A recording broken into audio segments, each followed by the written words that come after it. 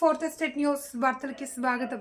శ్రీకాకుళం జిల్లా ఆంధ్రప్రదేశ్ రాష్ట్రంలో ఉపాధి పనుల నిలుపుదల చేయొద్దు అని అడిగిన వారందరికీ పని కల్పించాలి అని, 8 వారాలుగా పెండింగ్లో ఉన్న వేతన బకాయిలు వెంటనే చెల్లించాలి అని, ఫీల్డ్ అసిస్టెంట్లు పైన మరియు ఉపాధి సిబ్బంది పైన రాజకీయ కక్ష సాధింపు చర్యలు ఆపాలి అని ఆంధ్రప్రదేశ్ వ్యవసాయ కార్మిక సంఘం ఆధ్వర్యంలో ఈరోజు శ్రీకాకుళం జిల్లా పరిషత్ సమావేశ మందిరంలో జిల్లా కలెక్టర్ స్వప్నిక్ దినకర్ పున్కర్ డిమాండ్స్తో కూడిన వినతిపత్రాన్ని అందజేయడం జరిగింది. వ్యవసాయ కార్మిక సంఘ రాష్ట్ర ఉపాధ్యక్షులు గంగరాపు సింహాచలం, జిల్లా ఉపాధ్యక్షురాలు ఈశ్వరమ్మ తెలిపారు. ఈ కార్యక్రమంలో వ్యవసాయ కార్మిక సంఘం జిల్లా ప్రధాన కార్యదర్శి సింహాచలం, ఉపాధ్యక్షురాలు ఈశ్వరమ్మ మాట్లాడుతూ అధికార పార్టీ నాయకుల ఒత్తిడి మేరకు స్థానిక ఫీల్డ్ అసిస్టెంట్లు ఉపాధి పనులు నిలుపుదల చేస్తున్నట్లు తెలిపారు. అడిగిన వాళ్ళందరికీ ఉపాధి పనులు ఇవ్వాలి, నిలుపుదల చేయొద్దు. ఉపాధి పనులు నిలుపుదల చేయొద్దు. 100 రోజులు పని ఇవ్వాలి.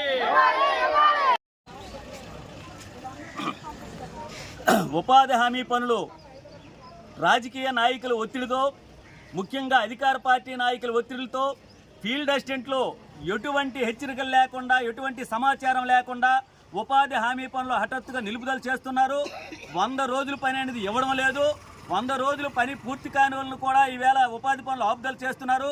ఎందుకు ఆపుదల చేస్తున్నారంటే, గ్రామీణ ప్రాంతాల్లో ఉన్న అధికార పార్టీ నాయకులు ఉపాధి పనులు ఆపేయండి, మా వ్యవసాయ పనులకు మనుషులు దొరకడం లేదని చెప్పడం వలన అధికారులకు కూడా, ఉన్నతాధికారులకు కూడా తెలియకుండా ఎక్కడికక్కడ ఉపాధి పనులు నిలుపుదల చేస్తున్నారు. ఇది సరైన పద్ధతి కాదు. ఉపాధి పనులు ఇవ్వాలి. కూలీలకి పనులు లేక అనేక ఇబ్బందులు పడుతుంటే అధికారులు గుడ్లప్పగించి చూస్తున్నారు, పనులు నిలుపుదల చేస్తున్నారని చెప్పినప్పుడు కూడా అధికారులకు నీరెత్తినట్లు కూడా అనిపించడం లేదు.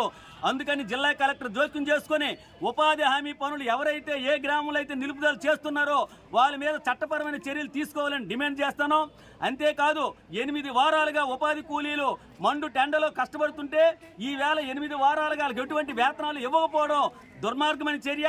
ఎలా బ్రతుకుతారు? ఒక నెల జీతం ఇవ్వకపోతే ఉద్యోగులు అల్లాడిపోతుంటారే. మరి 8 వారాల నుండి వేతనాలు ఇవ్వకపోతే అరాకొర వేతనాలు, మరి వాళ్ళ జీవనం ఎలా సాగిస్తారు? అందుకే పెండింగ్లో ఉన్న వేతనాలు వెంటనే ఇవ్వాలి. అంతేకాదు, ప్రభుత్వం మారిన వెంటనే ఫీల్డ్ అసిస్టెంట్ల మీద, ఉపాధి వేతనదారుల మీద, అలాగే మేట్ల మీద ఈవేళ కక్ష సాధింపు చర్యలు రోజు రోజుకి ఎక్కువ అవుతున్నాయి. ఎటువంటి ఆదేశాలు లేకుండా వాళ్ళ మీద చర్యలు తీసుకుంటున్నారు. కాబట్టి అధికార పార్టీ ఆగడాలు అరికట్టాలి. ఉద్యోగుల మీద రాజకీయ నాయకులు వేధింపులు ఆపాలని చెప్పి ఈ సందర్భంగా డిమాండ్ చేస్తున్నాం. ఉపాధి హామీ చట్టం 100 రోజుల పని కూడా పూర్తి చేయకుండా అరాకొర పనులు ఇచ్చి ఈవేళ నిలుపుదల చేయడం దుర్మార్గమైన చర్య కాబట్టి దీన్ని మేము ఖండిస్తున్నాం. అందుకే ఉపాధి హామీ పథకాన్ని 200 రోజులు పెంచాలి. అలాగే 600 రూపాయల వేతనం ఇవ్వాలి. అలాగే అడిగిన వాళ్ళందరికీ పని ఇవ్వాలని చెప్పి ఆంధ్రప్రదేశ్ వ్యవసాయ కార్మిక సంఘం ఆధ్వర్యంలో ఈవేళ ఇక్కడ ధర్నా చేస్తున్నాం. ఈ ధర్నాని జిల్లా కలెక్టర్ గారు స్పందించి ఎక్కడెక్కడైతే పనులు నిలుపుదల చేశారో మళ్ళీ ఆ పనులు ఇప్పించి కూలీలను ఆదుకోవాలని మేము డిమాండ్ చేస్తున్నాం. నా పేరు గంగరాపు సింహాచలం, వ్యవసాయ కార్మిక సంఘం రాష్ట్ర ఉపాధ్యక్షుడు. ఈరోజు ఉపాధి హామీ పనులు నిలుపుదల చేశారు. ఇప్పటికే వర్షాలు లేక, పనులు లేక ఇబ్బంది పడుతున్నారు కూలీలు. వలసల నివారణ కోసమని ఇచ్చినటువంటి ఈ ఉపాధి హామీ పని ఈరోజు వలసలు పోతుంటే చూస్తున్నారు అధికారులు తప్ప, మేము సంఘంగా మేము చెప్తున్నాం వీళ్ళకి ఎక్కడికక్కడ పనులు ఆపిస్తారు చూడండి అని చెప్పినా ఎవరికి కూడా తెలియకుండా ఆపేస్తున్నారు.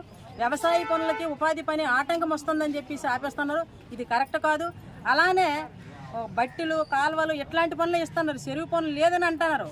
అసలు చెరువు పనులు లేకపోవడం పెట్టి ఈరోజు అధికార పార్టీ ఈ లోడ్లు వేలు కొలది లోడ్లు ట్రాక్టర్లతో మట్టి అమ్ముకుంటున్నారు.